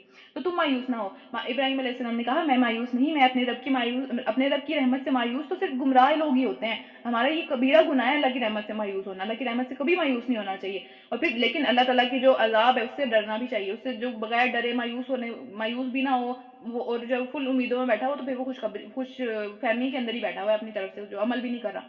تو پھر کیا اپنی رب کی رحمت سے تو مایوس تو گمراہ لوگ ہی ہوا کرتے ہیں. پھر ابراہیم علیہ السلام نے پوچھا کہ اے لوگو, وہ مہم کیا ہے جس کے اوپر آپ تشریف لائے ہیں. یعنی انہیں پتا تھا فرشتے ہمیں بے مقصد نہیں اترا کرتے, کسی وجہ سے آتے ہیں. تو وہ بولے ہم ایک مجرم قوم کی طرف بھیجے گئے ہیں, صرف لوط علیہ السلام کے گھر والے ہی بچ پائیں گے, اور انہیں ہم بچا لیں گے سوائے اس کی بیوی کے, جس کے لیے اللہ نے مقدر کر دیا کہ وہ پیچھے رہنے والوں میں ہی شامل رہے گی. رکو نمبر 4 ختم ہوتا ہے, 5واں شروع کرتے ہیں. اب یہاں پہ بشارت آ گئی, یہاں پہ امید آ گئی, ایک امید جو کہ پاسبل نہیں لگ رہا تھا دنیا میں کہ ہو پائے گی, اور پھر آگے ایک عذاب آ رہا ہے جو کہ یہ بھی پاسبل نہیں لگ پا رہا تھا کہ یہ آ جائے گا اس طرح کا, کہ آسمان تک اللہ تعالیٰ نے ہم پیچھے پڑ چکے ہیں کہ جبرائیل علیہ السلام نے جو اپنے پر کی نوک سے آسمان تک اس بستی کو اٹھایا اور الٹ کے واپس پھینک دیا. یہ کتنی امپاسبل بات سوچنے میں لگتی ہے کہ کیسے ہو گیا, لیکن یہ ہوا. تو اس لیے امید اور عذاب کے خوف کے درمیان میں رہنا ہے ہمیشہ. جو چیز ہمیں لگتا نہیں ہو پائے گی وہ بھی ہو جاتی ہے اللہ کے کہنے سے, اور جو چیز ہمیں لگتا نہیں ہو پائے گی وہ عذاب بھی آ جاتا ہے اللہ کے کہنے پہ, وہاں سے آتا ہے جہاں سے ہم سوچ بھی نہیں سکتے. تو اس لیے ہمیشہ درمیان میں رہنا چاہیے. دونوں قصے اس چیز کی ایک طرح سے ہمارے لیے وضاحت ہے. پھر جب یہ فرشتے لوط علیہ السلام کے پاس پہنچے تو انہوں نے کہا آپ لوگ اجنبی معلوم ہوتے ہیں, آپ کون ہیں, آپ کو پہلے یہاں نہیں دیکھا. تو انہوں نے جواب دیا کہ نہیں, ہم بلکہ وہی چیز لے کر آئے ہیں جس کے آنے میں یہ لوگ شک کر رہے تھے. تم سے ہم سچ کہتے ہیں کہ ہم حق کے ساتھ تمہارے پاس آئے ہیں, ہم وہ فیصلہ لے کے آ گئے ہیں جس کے بارے میں یہ شک کر رہے تھے. لہٰذا اب تم کچھ رات رہے اپنے گھر والوں کو لے کر نکل جاؤ اور خود ان کے پیچھے پیچھے چلو, تم میں سے کوئی بھی پلٹ کر نہ دیکھے. یہاں پہ یہ دیکھیں یہ والی چیز کے اوپر بہت زیادہ زور دیا گیا ہے, جہاں جہاں یہ قصہ آیا وہاں پہ یہ چیز کا ذکر کیا گیا ہے کہ پلٹ کے نہیں دیکھنا, اب اگلی منزل کی طرف چلو, اب پیچھے کو چھوڑ دو, جو کچھ ہو گیا پیچھے کو چھوڑ دو, آگے چلو. تو یعنی کہ آج پہ فوکس کریں, جو معاملہ اب سامنے آ رہا ہے اس کے اوپر فوکس کریں. یہ نہ ہو کہ ہم پیچھے کے ڈپریشن میں پڑے رہیں, یا جو ہے کیونکہ ظاہر سی بات ہے یہ جو پیچھے ان کے رہنے اپنے دوست احباب تھے سارے کے سارے, تو ان کی طرف دیکھ کے ان کے اوپر عذاب آتا دیکھ کے کتنی مشکل ہو جاتا ہے ان کے لیے. تو ہمارے لیے بھی اس میں لیسن ہے کہ ہم جب آگے چل پڑتے ہیں, ہم جب کسی مقصد کو سوچ لیتے ہیں یہ کرنا ہے, اس کے ہم پیچھے والی اگر چیزیں دیکھنے لگیں گے ہم خود مشکل میں پڑ جائیں گے, ہم خود پریشانی میں پڑ جائیں گے, ہمارا آگے سے فوکس ہٹ جائے گا.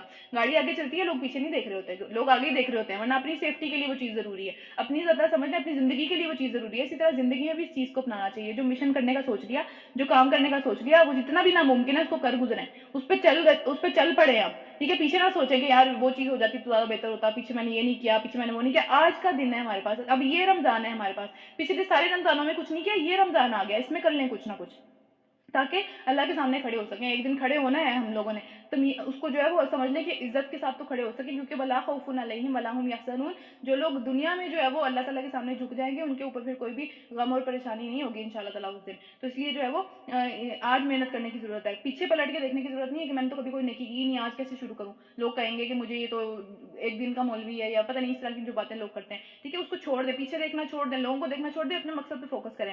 تو بس سیدھے چلتے جاؤ جدھر جانے کا تمہیں حکم دیا جا رہا ہے. اور اسے ہم اپنا فیصلہ پہنچا دیا کہ صبح ہوتے ہی ان لوگوں کی جڑ کاٹ دی جائے گی. اب اس میں ڈیٹیل نہیں اللہ تعالیٰ نے بتائی کیا ہوا کیا نہیں. بہرحال اس کے بعد کیا ہوا کہ اتنے میں شہر کے لوگ جو ہے خوشی کے مارے بےتاب ہو گئے، یعنی اتنی ان کو خوشی ہوئی کہ نئے لوگ آ گئے ہیں، نئے مرد آئے ہیں ہماری سوسائٹی میں. تو لوط کے گھر پر چڑھائے اور لوط علیہ السلام نے کہا کہ بھائیو یہ میرے مہمان ہیں، میرے سامنے بے عزتی نہ کرو، ان کے سامنے میری بے عزتی نہ کرو، اللہ سے ڈرو، مجھے رسوا نہ کرو. وہ بولے کیا ہمیں تمہیں بہت دفعہ منع نہیں کر چکے کہ ہر ایک کا ٹھیکیدار نہ بنا کرو، ہے نا. یہ بات ہم بھی سنتے ہیں نا کہ بھئی تمہیں کیا تکلیف ہے، کرنے تو اسے وہ کام، تم کیوں ٹھیکیدار بن رہے ہو، تمہیں کیا تکلیف ہے، اپنے کام سے سیدھے رکھو، تمہیں کیا ہے. تو یہ ان کا بھی ایٹیٹیوڈ تھا. تو لوط علیہ السلام نے عاجز ہو کر کہا کہ اگر تمہیں کچھ کرنا ہی ہے تو میری قوم کی بیٹیاں موجود ہیں، بیٹیوں کے ساتھ کرو، پاکیزہ طریقے کے ساتھ کرو، نکاح میں آ کے کرو، یہ لڑکوں کے ساتھ کرنے والا کیا معاملہ تم لوگوں نے بنا لیا. تو تیری جان کی قسم اے نبی صلی اللہ علیہ وسلم، اللہ تعالیٰ بتا رہے ہیں کہ اس وقت ان کے اوپر شہوت سروں پہ سوار تھی، ان کے جو ان کی خواہش تھی وہ اس پہ ایکسٹریم قسم کے پہنچے ہوئے تھے. اتنی ان کو خوشی تھی اس بات کی کہ نئے مرد آ گئے سوسائٹی میں.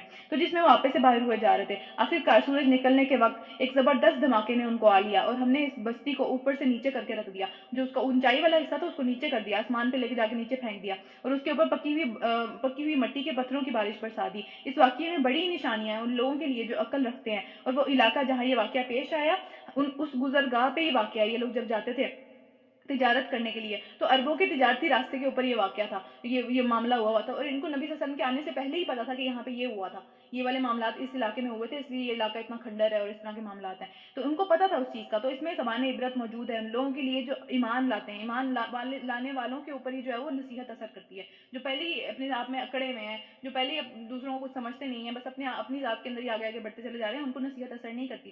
اور پھر اکا والے، یعنی کہ اکا والے جو تھے وہ شعیب علیہ السلام کی قوم تھی. مدین کا ایک شہر تھا جو ایکا کہلاتا تھا. وہ بھی ظالم تھے، ہم ان کا قصہ بھی پڑھ چکے ہیں. ان کا اللہ تعالیٰ یہاں پہ قصہ نہیں پورا قصہ نہیں آ رہا یہاں پہ، صرف ایک واقعہ ان کا سمجھ لیں، ان کا ایک ہنٹ دے رہے ہیں اللہ تعالیٰ کہ ایکا والے بھی ظالم تھے. تو دیکھ لو ہم نے ان سے بھی انتقام لے لیا. اور ان دونوں قوموں کے اجڑے ہوئے علاقے کھلے راستے پر واقع ہیں، یہ ان کے علاقے سے بھی گزرتے تھے.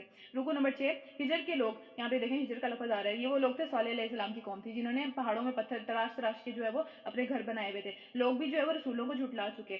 ہم نے اپنی آیات ان کے پاس بھیجی، اپنی نشانی ان کو دکھائی. کون سی نشانی نکلی تھی ان کے لیے؟ وہ اونٹنی نکلی تھی جو کہ ایک بالکل سمجھ لیں کہ جو ان کا سارا پانی پی جاتی تھی اور بہت زیادہ اللہ تعالیٰ کی نشانیوں میں سے تھی وہ ایک. اور وہ پیدا نہیں ہوئی تھی، وہ بڑی عمر کی اونٹنی جو تھی وہ ایک چٹان سے نکلی تھی. مگر وہ ان سب کو نظر انداز کرتے رہے. وہ پہاڑ تراش تراش کر مکانات بناتے تھے اور اپنی جگہ بالکل ہی بے خوف اور مطمئن تھے. انہوں نے کہا اللہ تعالیٰ ہمیشہ زلزلے سے عذاب لے کے آتے ہیں یا پھر اس طرح کی پتھروں کی بارش ہوتی ہے یا اس طرح کے معاملات ہوتے ہیں، تو اس سے بہتر ہے کہ ہم جو پتھروں کے اندر ہی رہیں تاکہ اور زیادہ محفوظ رہیں. تو وہاں کیا ہوا، ایک زبردست چیخ نے ان کو آ لیا. لیکن پہاڑوں میں چیخ زیادہ گونجتی ہے، آوازیں بہت زیادہ گونجتی ہیں، تو ان کو اسی طرح کا عذاب آیا جس میں وہ بچنے کی کوشش کر رہے تھے.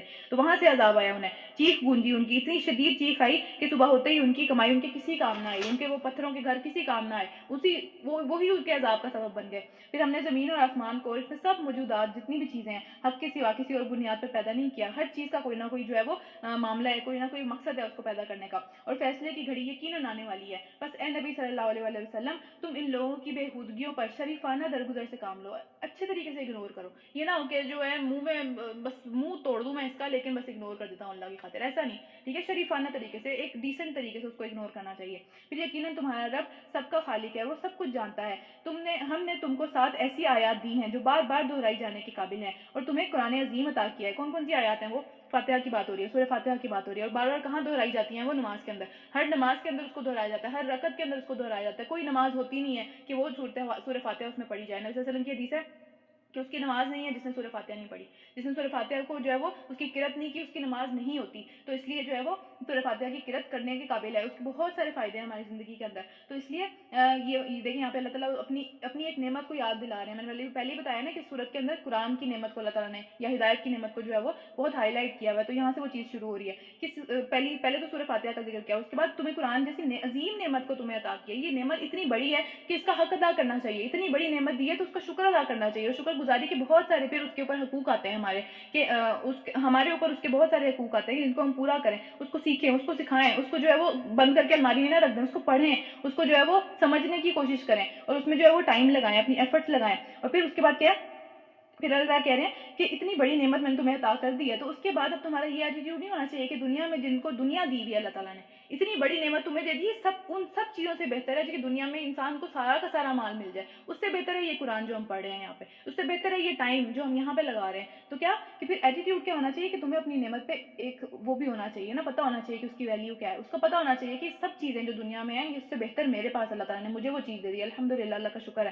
تو کیا ہے کہ پھر ایٹیٹیوڈ کیا ہونا چاہیے کہ دنیا کی طرف، دنیا کی چیزوں کی طرف، جو دنیا میں لوگوں کو مختلف چیزیں دی ہوئی ہیں، بہت بڑی بڑی چیزیں دی ہیں، ان سے متاثر نہیں ہونا چاہیے کہ اس کے پاس یہ ہے، اس کے پاس یہ ہے، اس کے پاس یہ ہے. آپ کو ہمیں دیکھنا چاہیے کہ ہمارے پاس کیا ہے. اللہ کا شکر ہے اللہ نے ہمیں کیا چیز دے دی، اللہ نے ہمیں مسلمان پیدا کر دیا. یہ زندگی بہت چھوٹی ہے، اس کے اندر جتنی چیزیں ہیں، چاہے وہ بادشاہ ہی کیوں نہ ہو، کوئی بہت بڑا بہت طاقتور بادشاہ کیوں نہ ہو، اس کی حیثیت ایک مچھر کے پر کے برابر بھی نہیں ہے. ہم پڑھ چکے ہیں، بہت دفعہ پڑھا ہے. تو پھر کیا ہے کہ ان کی طرف آنکھ اٹھا کے بھی نہ دیکھو، ان سے متاثر نہ ہو، حیران نہ ہو ان سب چیزوں سے. اس چیز کو دیکھو جو آگے آنے والی ہے ہمارے لیے، انشاءاللہ ہمارے لیے جو چیز آنے والی ہے وہ اس سے بہت بہتر ہے. اور وہاں پہ یہ سب لوگ جو ہے وہ اس طرح سے ہم سے متاثر ہوں گے، انشاءاللہ ہم سے متاثر ہوں گے اور ہم سے جو ہے وہ جیلسی اور وہ سارے کے سارے معاملات ان کے اندر آئیں گے. تو اس لیے ہمارے پاس یہ چیز نہیں ہونی چاہیے. ہم بہت اچھی چیز کے راستے میں چل رہے ہیں، بہت اچھی چیز کی طرف پہنچنے والے ہیں انشاءاللہ تعالی.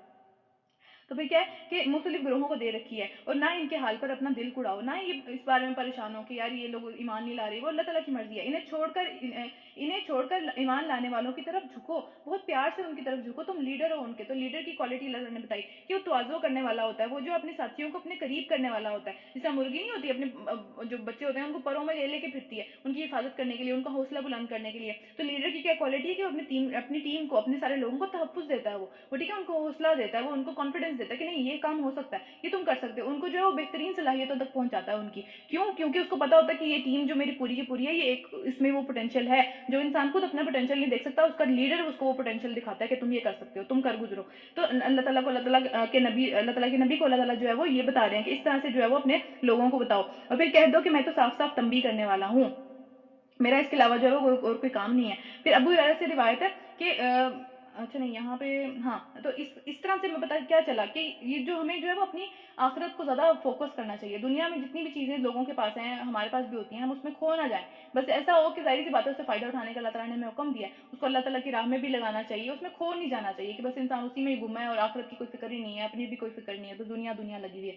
تو پھر کیا کہ جرا رضی اللہ تعالیٰ عنہ فرماتے ہیں کہ نبی صلی اللہ علیہ وسلم کو ایک ریشم کا کپڑا جو تھا وہ ہدیہ کے طور پہ ملا، تحفے کے طور پہ ملا نا، بہت ہی خوبصورت ریشم تھی. تو پھر اس کو دیکھ کر ہم لوگ بڑے حیران ہو گئے کہ یہ کس طرح کی ریشم ہے، اتنی خوبصورت انہوں نے کبھی نہیں دیکھی تھی. تو انہوں نے جو ہے اس کو ہاتھ لگا کے دیکھنا شروع کیا کہ کتنی ملائم ہے اور اتنی خوبصورت ہے. تو نبی صلی اللہ علیہ وسلم نے فوراً سے جیسے ہی دنیا کی زندگی کی طرف تھوڑا سا بھی مائل ہوئے وہ، تو اللہ تعالیٰ کے نبی نے ان کو فوراً سے آخرت کی طرف مائل کیا. کس طرح؟ انہوں نے کہا کہ تم یہ دیکھ کے حیران ہو رہے ہو، اس سے بہت ہی زیادہ قیمتی اور خوبصورت 7 بن ماس کے رومال ہوں گے جو کہ جنت میں انہیں ملیں گے. وہ تو رومال ہے صرف، یہ تو چھوٹا، یہ تو ایک پورا سوٹ کی بات ہو رہی ہے نا یہاں پہ، ظاہر پتہ نہیں وہ شال ہوگی یا کیا ہوگا. بہرحال اس کے بارے میں اس کو کمپیئر کیا اللہ تعالیٰ کے نبی نے آخرت میں جو چیزیں ملنے والی تھی کہ آخرت پہ فوکس رکھو، دنیا میں نہ رکھو فوکس.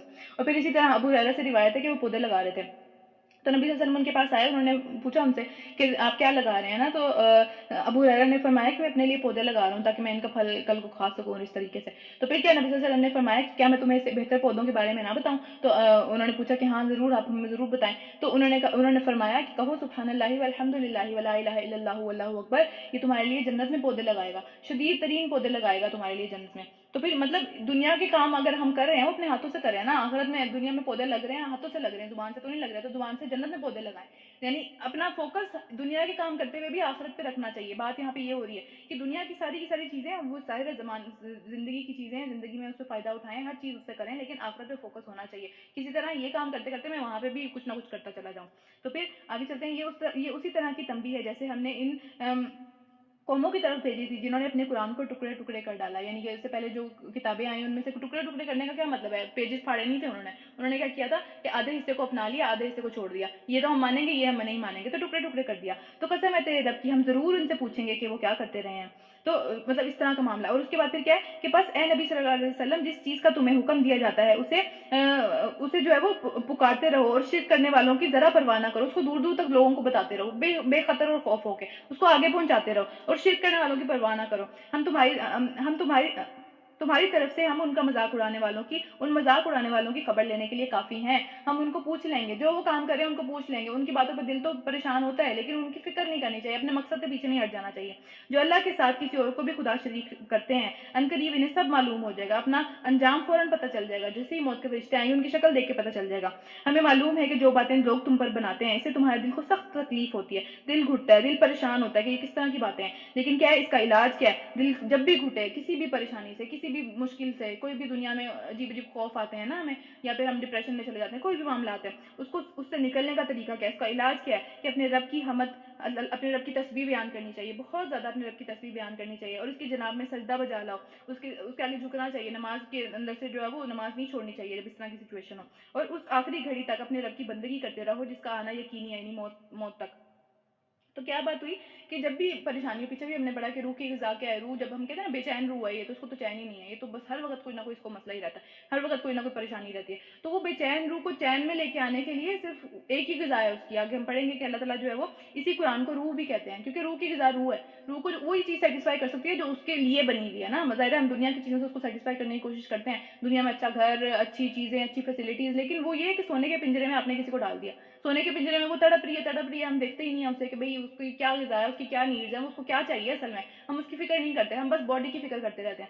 تو وہی والی بات ہے یہاں پہ کہ اگر روح بے چین ہے, اگر ہم کوئی بہت بڑی مشکل میں پڑے ہوئے ہیں, کوئی دل کو چین نہیں آ رہا, اس طرح کا معاملہ ہے, تو پھر اس میں کیا ہے کہ پہلی بات تو یہ کہ قرآن اس کا حل ہے, اور دوسری بات کیا ہے کہ اس میں جو ہے اس طرح کا اگر کوئی معاملہ ہو تو پھر اس میں بہت زیادہ تسبیح بیان کرنی چاہیے, بہت زیادہ اللہ تعالیٰ کو جو ہے وہ یاد کرنا چاہیے, اور پھر اس کے بعد نماز قائم کرنی چاہیے, نماز نہیں چھوڑنی چاہیے اس سچویشن میں. اچھا اس کے بعد کیا ہے کہ اچھا اس کے بعد کیا ہے کہ ایک حدیث نبی صلی اللہ علیہ وسلم نے فرمایا کہ جو شخص رات سے خوف کھائے, یعنی اس کو کسی قسم کا خوف لاحق ہو کہ رات میں جو ہے وہ مجھے خواب عجیب عجیب سے آئیں گے, یا پھر جو ہے وہ کوئی دشمن حملہ نہ کر دے, اس طرح کے اس کو کوئی خوف ہو, اور مال خرچ کرنے سے بخل کرے, یعنی اس کو بڑا پسند ہو اپنا مال کی محبت ہو بہت زیادہ دل میں, اور پھر دشمن سے مقابلے سے ڈر کھائے, جان کی بھی محبت ہے کہ بھئی جان نہ چلی جائے دشمن سے مقابلہ کرتے کرتے, تو پھر اس کو چاہیے کہ اس کول کی یہ سب چیزیں ہو سکتی ہیں. دیکھیں نبی صلی اللہ علیہ وسلم نے اس کو ایک عام سی بات کی ہے کہ ہو سکتا ہے لوگوں کے اندر, اور ہے بھی ظاہر ہم سب کے اندر ہے یہ سب چیزیں.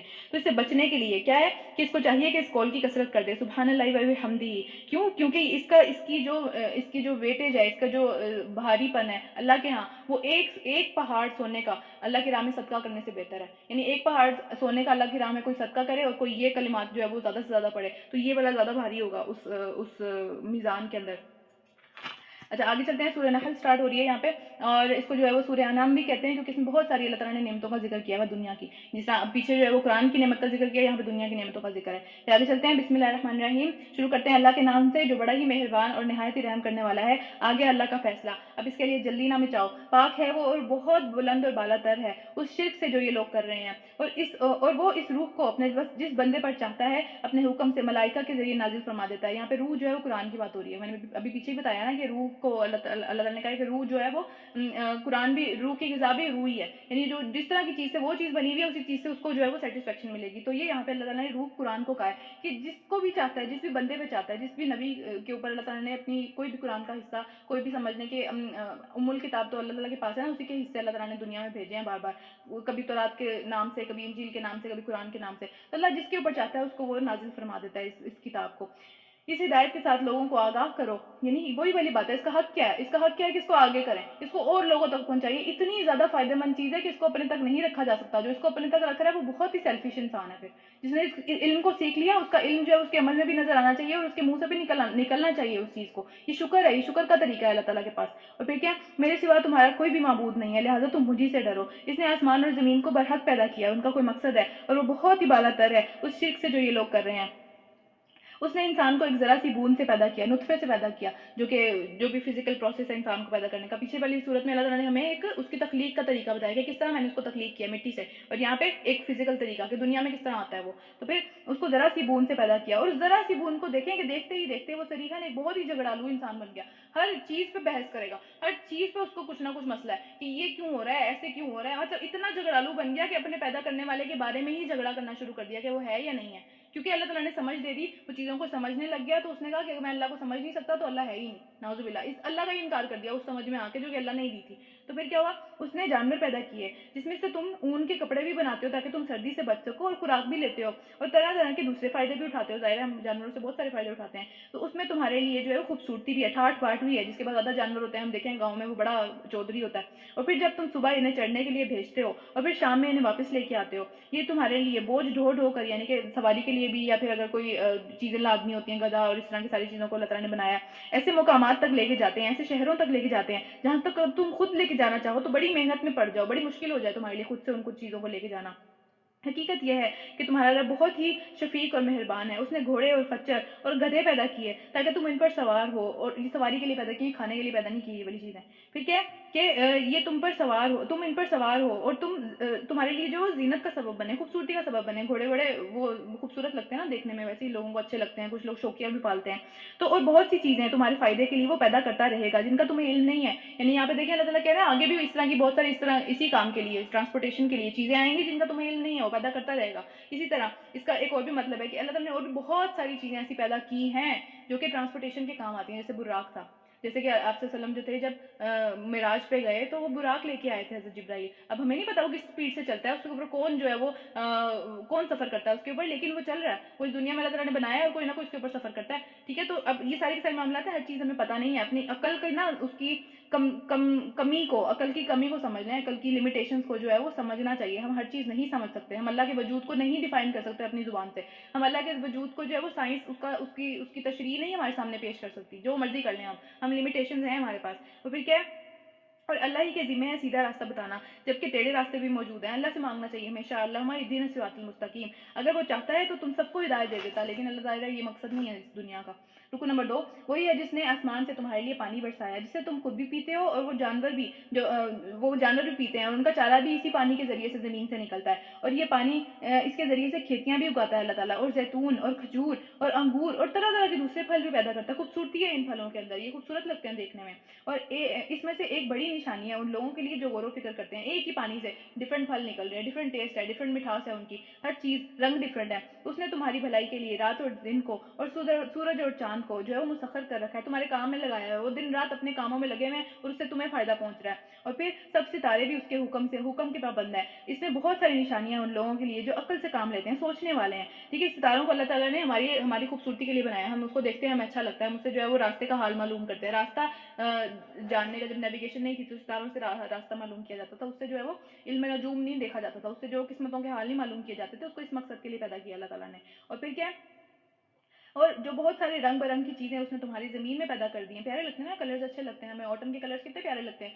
کہ جی ٹریز میں ایک ہی ٹری میں بہت سارے کلرز ہیں، اچھے لگتے ہیں دیکھنے میں، یہ بھی ضرور نشانی ہے ان لوگوں کے لیے جو سبق حاصل کرتے ہیں، کیسے اللہ تعالیٰ پیدا کر رہا ہے کہ اسی موسم میں ایسا ہی ہوتا ہے، کیسے ہوتا ہے، ہر سال ہوتا چلا آ رہا ہے، اور پھر وہی ہے جس نے تمہارے لیے سمندر کو تمہارے اختیار میں دے دیا، پھر تاکہ تم اس سے تر و تازہ گوشت لے کر کھاؤ، مچھلیاں نکال کے کھاتے ہیں، اور اس میں سے زیور نکالو جو کہ تم پہنتے ہو، تو کون سا زیور نکالتے ہیں، پرلز نکلتے ہیں نا بہت ہی قیمتی قسم کے سمندر سے، اس کی بات ہو رہی ہے، اور اس کے بعد یہاں پہ یہ بھی بات ہے کہ زیور پہننا اور اس طرح کی چیزیں کرنا اللہ تعالیٰ نے منع نہیں کیا، یہاں پہ ہمیں پتہ چلتا ہے اس چیز کا، یہ کرنا چاہیے اور یہ اچھا لگتا ہے، اللہ تعالیٰ زینت کو پسند کرتا ہے، لیکن کیا ہے کہ اس کو حلال طریقے سے، اچھے طریقے سے، اور اس میں شو آف نہ ہو، دوسروں کو دکھانے کے لیے نہ ہو، اور پھر کیا ہے، تم دیکھتے ہو کہ کشتی سمندر کا سینہ چیرتی ہوئی چلتی ہے، کس طرح چلتی ہے، ہم دیکھتے ہیں ایک سوئی کو ہم سمندر میں پھینکتے ہیں وہ ڈوب جاتی ہے، اتنے بڑے بڑے پہاڑ جتنی کشتیاں جو ہیں اس کے اوپر چل پڑتی ہیں، اللہ تعالیٰ نے بنانی سکھائی تھی نا کشتی بھی حضرت نوح علیہ السلام کو، پہلی کشتی وہاں بنی تھی، تو اللہ کی نشانی ہے یہ بھی، اور یہ سب کچھ اس لیے ہے کہ تم اس میں جو ہے وہ کھو کر جو ہے اللہ کا فضل تلاش کرو، ایسا نہ ہو کہ اس میں کھو کر بس دنیا میں ہی کھو جاؤ، اللہ کا شکر کرنا چاہیے یہ ساری کی ساری چیزیں دیکھ کے، اس نے زمین میں پہاڑوں کی سمجھ لیں کہ میخیں گاڑ دی، میخیں کیا ہوتی ہیں جو ٹینٹ لگانے کے لیے نا سائڈوں پہ گاڑی جاتی ہیں تاکہ جو ہے وہ گر نہ جائے سارا کا سارا ٹینٹ، اس کے لیے جو زمین میں بہت گہری قسم کی کیلیں ٹھوکی جاتی ہیں تاکہ اس کے ساتھ باندھا جائے، تو وہ والی چیز تاکہ زمین جو ہے وہ ہچکولے نہ کھاتی رہے، اگر نہ ہوتے یہ پہاڑ تو ہر وقت یہ زلزلے آتے رہتے، اس کو بیلنس کرنے کے لیے، اس کو اپنی جگہ پہ رکھنے کے لیے اللہ تعالیٰ نے یہ پہاڑ گاڑے، پھر اس لیے اس نے دریا جاری کر دیا اور قدرتی راستے بھی بنا دیے تاکہ تم ہدایت پاؤ، سڑکیں اب بننا شروع ہوئی ہیں، ہمیشہ سے نہیں بن رہی تھی سڑکیں، تو اس سے پہلے قدرتی راستے تھے، ابھی بھی ہیں پہاڑوں کے اندر ہوتے ہیں عام طور پہ، تو کیا ہے کہ وہ سارے کے سارے راستے اللہ نے بنائے ہیں تاکہ ہم اس کے اوپر چل سکیں، اس نے زمین میں راستے بتانے والی علامتیں رکھ دی، اور ستاروں سے بھی لوگ راستوں کا حال معلوم کرتے ہیں کہ راستہ کدھر کو جائے گا، ستارے نارتھ کو پوائنٹ کرتے ہیں، اس طرح کے سارے معاملات، اور پھر ستاروں کو اللہ تعالیٰ نے جو ہے وہ علم نجوم کے لیے یا پھر قسمت کا حال معلوم کرنے کے لیے نہیں بنایا، حدیث میں ہمیں پتہ چلتا ہے کہ نبی صلی اللہ علیہ وسلم نے فرمایا کہ جس نے علم نجوم حاصل کیا اس نے جادو کا ایک टुकड़ा हासिल किया। जादू का एक हिस्सा है इल्म नजूम भी। आगे उसके ऊपर जो है वो मानना, उसमें जो है वो तुम्हारा स्टार क्या है और ये सारी की सारी चीज़ें जो हम करते चले जाते हैं उसके बारे में, उसकी तासीर को समझना कि हाँ भाई इसका कोई असर होता है और ये सारी चीज़ें, ये सब चीज़ें सही नहीं है। फिर जितना अल्लाह के नबी ने फरमाया कि जितना कोई इल्म इसको सीखेगा उतना ही वो जादू में आगे बढ़ता चला जाएगा। और जादूगर जो है वो फला नहीं पाया करते, हम पीछे भी पढ़ चुके हैं। जादूगर जो है वो इस्लाम की मौत नहीं मरते, वो मुसलमान नहीं मरते। फिर क्या, वो जो पैदा करता है और जो कुछ भी पैदा नहीं करते, यानी कि एक तो मखलूक है ना और एक खालिक है, तो इन दोनों में फर्क है। तो दोनों यकसां हैं, तुम्हें लगता है कि दोनों यकसां हैं, तुम मखलूक से मांगोगे, उससे तुम एक्सपेक्ट करते हो वो तुम्हें खालिक वाली चीजें देगा जिसने पैदा किया सब कुछ। फिर क्या तुम होश से बिल्कुल भी काम नहीं लेते? अगर तुम अल्लाह की नेमतों को गिनना चाहो, उनका हिसाब रखना चाहो, तो भी नहीं रख सकते उनका हिसाब। हकीकत यह है कि वो बड़ा ही दरगुजर करने वाला, माफ कर देता फिर भी कोताहियों को, और रहीम है। हालांकि तुम्हारे खुले से भी वाकिफ है और छुपे से भी वाकिफ है, हर बात का पता है, फिर भी माफ कर देता है। कितना बड़ा ज़र्फ है। और दूसरी हस्तियां जिन्हें तुम अल्लाह को छोड़कर पुकारते हो, वो किसी भी चीज़ की खालिक नहीं है, उन्होंने कोई चीज़ पैदा नहीं की, बल्कि वो खुद पैदा किए गए हैं। उनको अल्लाह ने पैदा किया है। मुर्दा है ना जिंदा, यानी चाहे वो मुर्दा भी है और जिंदा भी नहीं है, मतलब उस तरीके से उनके अंदर अगर हिदायत की रोशनी नहीं है तो वो जिंदा भी नहीं है। अल्लाह ताला उन सब लोगों को जो कि हिदायत पे नहीं है, जो कि अल्लाह के दीन को फॉलो नहीं करते, तो उन सबको मुर्दों से तशबीह देता है कि इनको कुछ भी मालूम नहीं है कि इन्हें कब दोबारा जिंदा भी कर दिया जाएगा, अल्लाह के हुक्म से दोबारा खड़े हो जाएंगे। तो तुम रुको नंबर 3 पढ़ते हैं। तुम्हारा खुदा बस एक ही खुदा है, मगर जो लोग खुद आखिरत को नहीं मानते उनके दिलों में बस एक एक जो है वो बस बस कर रह गया है, ये बात उनके दिलों में अटक कर रह गई है, इनकार उनके दिलों में बस के रह गया है कि बस नहीं मान के देंगे, और वो अकड़ गए हैं उसी के ऊपर, यानी दिल गवाही दे भी रहा है लेकिन मुंह से नहीं मानेंगे। तो अल्लाह यकीनन इनके सब करतूतों को जानता है, चाहे वो छुपे हुए हो, चाहे दिलों के अंदर हो, चाहे खुले सबके सामने हो। और उन लोगों को हरगिज पसंद नहीं करता जो तकब्बुर करने वाले होते हैं, अल्लाह को पसंद नहीं है। क्यों? क्योंकि तकब्बुर जो है वो हक तक पहुंचने से, उससे हमें रोक देता है, अल्लाह का हक पहचानने से, उसका शुक्र अदा करने से हमें रोक देता है, लोगों का भी। और फिर जब कोई इनसे पूछता है कि तुम्हारे रब ने क्या चीज़ नाजिल की है, तो वो कहते हैं कि ये तो पुराने वक्तों की कहानियां ही हैं, इसमें तो इसके अलावा कोई बात ही नहीं है, सिर्फ पिछले लोगों की कहानियां ही हैं, बार बार बार बार बार बार एक ही बात आती चली जाती है उसमें, उससे वो फायदा नहीं उठाते, उससे वो हिकमतें नहीं लेते, उससे वो देखते ही नहीं है कि अल्लाह ताला क्या क्या हमें समझाने की कोशिश कर रहे हैं। और फिर ये बातें वो इसलिए करते हैं कि क़यामत के रोज़ अपने बोझ भी खुद ही उठाएंगे, अपने गुनाहों का बोझ भी अपनी कमर पे लेके आएंगे, और साथ साथ उन लोगों का भी जिनको उन्होंने गुमराह किया अपनी बातों की वजह से, जो उनको फॉलो करते चले गए, अंधाधुंध उनको फॉलो किया, उन्होंने सोचने की भी जहमत नहीं की, तो उनका भी कुछ हिस्सा वो उठाएंगे। जाहिर सी बात है, गुमराह करने में उनका तो हाथ था ना उस चीज़ में, लेकिन जो गुमराह हुआ वो भी अपना पूरा बोझ खुद ही उठाएगा, क्योंकि उसको भी अकल दी थी, उसको भी समझ दी थी, उसको भी एक मोहलत दी थी समझने की। और फिर देखो कैसा सख्त बुरा बोझ है जो अपने सर ले रहे हैं। दुनिया में बड़े फखर से कहते हैं ना हम कि मेरे तो इतने फॉलोअर्स हैं, उनको जितना गुमराह करते चले जा रहे हैं, उनको जितना दूर लेके जाते जा रहे हैं, वहां पे जाके पता चलेगा कितना मुश्किल और कितना सख्त बोझ उठा लिया।